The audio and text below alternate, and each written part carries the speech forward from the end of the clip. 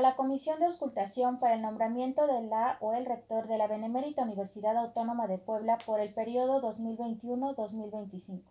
Yo, Carolina Guridi González, con número de trabajador NSS 517923, adscrita a la Universidad Académica Tepeaca del Complejo Regional Centro, y en mi libre derecho de expresión, propongo ante esta honorable comisión de auscultación a la doctora María Lilia Cedillo Ramírez, adscrita al Instituto de Ciencias, como candidata a ser la primera rectora de la UAP, debido a su gran trayectoria, trabajo y desempeño dentro de la universidad como docente, investigadora, escritora, directora del Instituto de Ciencias y vicerrectora de Extensión y Difusión de la Cultura, lo cual le da gran experiencia y visión para mantener y mejorar la calidad universitaria que siempre ha distinguido a nuestra universidad.